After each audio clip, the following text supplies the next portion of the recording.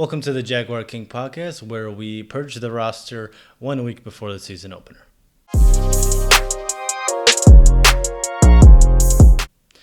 I'm your host, Armin, and today we'll be discussing the win-loss prediction for the 2020 Jacksonville Jaguars. Mostly losses. With that being said, let's head into week 1 of the 2020 NFL season for the Jaguars, and they'll be playing the Indianapolis Colts. The Indianapolis Colts haven't beat the Jacksonville Jaguars at home since 2014. Bet you didn't know that, but it's true. With that being said, though, I don't know if there's going to be fans this year.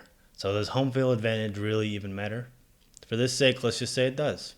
Let's just say Jacksonville really feeds off being in Jacksonville, right? For one, the weather, right? They're not in that dome. All right, it's going to be hot. Philip Rivers is sweating. He doesn't like to sweat. That's what I heard. He doesn't like to sweat. Philip Rivers is like 7-2 against Jacksonville. And he just picks apart that cover 3 defense. He practices against it, right? Because Gus Bradley has the same defense. Well, he doesn't practice against it, but he's seen it a lot. And I want to say the Colts will win this because they are the better team. But Philip Rivers has the most punchable face in the NFL. I hate the way he talks, but he is a really good quarterback. But I still can't give it to him. I still give Jacksonville the week 1 victory just because I have to. They start this season 1-0. Who would have thought? In week 2, they play the Titans, and I still have nightmares of Derrick Henry just throwing all the Jaguars to the sidelines on that 99-yard run, literally like a bag of fucking fish. Ryan Tannehill, I don't think he's that good. I think that they overpaid him, but he's a secure enough quarterback to allow them to use that defense and Derrick Henry to just bulldoze through everyone. And I think that's what he's going to do week 2 against Jacksonville. I think Derrick Henry is just going to have a day and really just crush through that Jacksonville depleting run defense, and he will come away with a victory. So Jags are 1-1, heading into a short week against the Miami Dolphins. And I think everyone is going to be tuned in for this game, week 3, Thursday night. Couple big names just going at it. But just because it's a short week, I'm going to give it to Jacksonville playing at home, probably playing a rookie and still adjusting to the NFL, things like that. So I give it to Jacksonville.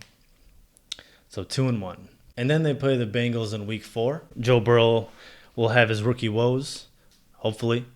I feel like every single time, like Jacksonville Jaguars heads to play a rookie quarterback, literally all like the bad stuff they've shown on film is just out of the window. Any sort of like bad games they had doesn't matter when we play in Jacksonville.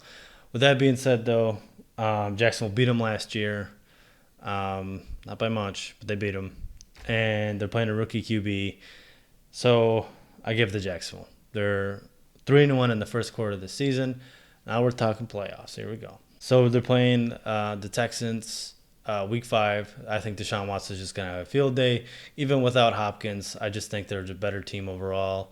That defense gave Minshew trouble last year. So I just think this one goes to the Texans, regardless of how bad Bill O'Brien is trying to sabotage that team.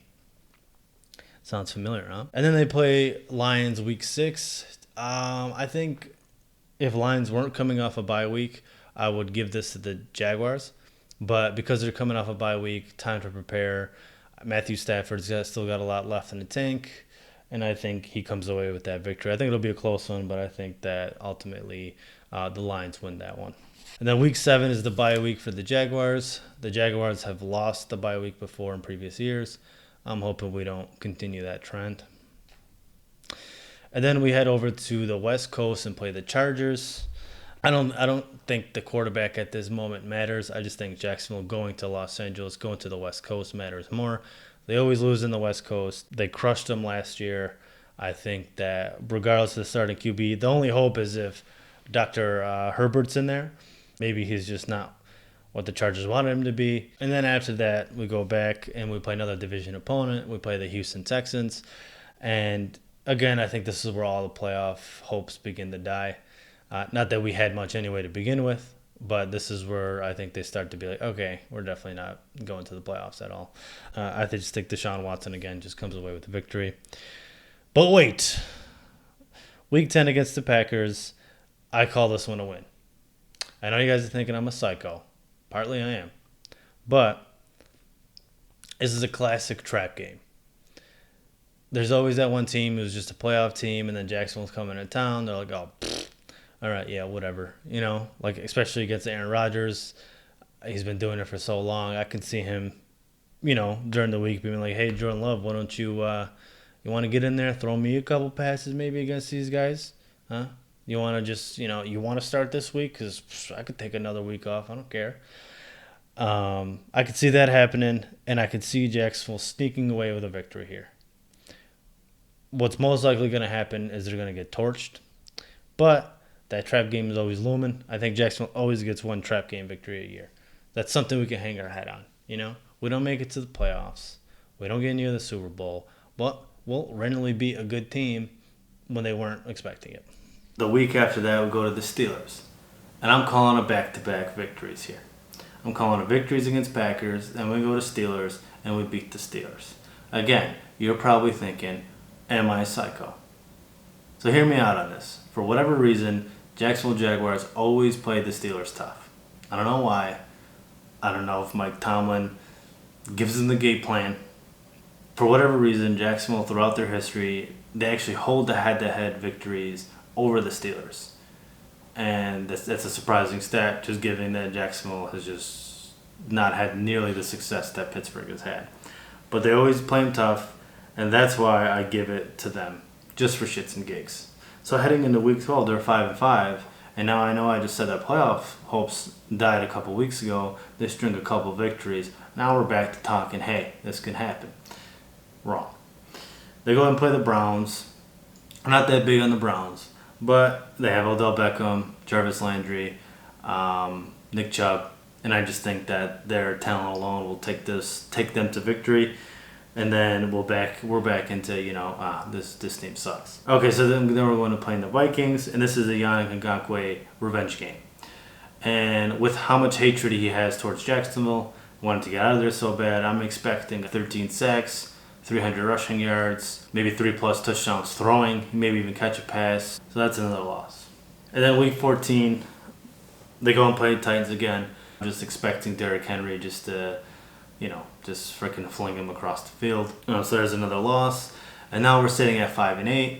And then I think this is where the things get interesting. I think this is where possibly a head coach gets fired, a coordinator gets fired, something happens, I think, because this is officially 8 losses in the season. They're not going to the playoffs. So this is where I think things start to swing one way. And then Week 15, we're playing the Ravens. Yeah. And then Week 16, it's the Nick Foles revenge game. And I don't think he gets revenge. I don't. I think they're just a year behind Jacksonville. Jacksonville 2017 made a playoff run, really good defense, bad QB, and then it just fell apart after that. And then they signed Nick Foles, and then that didn't work out. I think Chicago is going to have the same thing. We go to the playoffs, bad QB, good defense is going to waste. Let's sign Nick Foles. I don't think it's going to work out. So I think whoever plays, even if it's Nick Foles or Mitch Trubisky, I think Jacksonville Jaguars. I think the Bears are ready to kill each other, and I think the Jaguars get a victory. And then last week of the season, even though the Colts probably will win Week 1, even though I said that they wouldn't, I have to give them this one because I gave Jacksonville the other one. Only because Rivers is a good QB no matter how much I want to punch him in the face. And I think the Jacksonville Jaguars finished the year the same record they had last year at 6-10. I think Jaguars, they lost a lot of key pieces with obviously Ramsey, Yannick, Calais Campbell, and they kind of just replaced them with rookies. They got C.J. Henderson now, Caleb Von Chason, so it can work out for them. I don't know if they're somehow better, but in general, they're probably not going to be. So I basically think that they're going to be in the same position this year than they were last year. I think Minshew gives us more than Foles does, even though he played a lot of games last year. In the middle of the season when Foles came back in, Foles was really just a shit show. And I think that maybe Minshew could have sneaked us a couple wins instead of Foles being in there, but there's no way to know that. So that's my prediction for the Jaguars. They're 6-10. I know everyone thinks they're going to be the worst team, especially with the random moves they're making. But I think Minshew has a good year. I don't know if it'll be enough to get him to the playoffs, but I think he'll be in the conversation to maybe not get a quarterback in next year's draft. But who knows? Probably people are going to be fired, and things will definitely change. Thank you for watching. You can follow me on Instagram at the JaguarKing Podcast, where I post more frequent updates on what's going on with the Jaguars. And then you can also find me on Apple and Spotify if you don't want the video version of the podcast. Let me know in the comments below what you think the Jacksonville Jaguars record will be. So go ahead and get into your predictions. Have fun with it, because this season's definitely going to be interesting.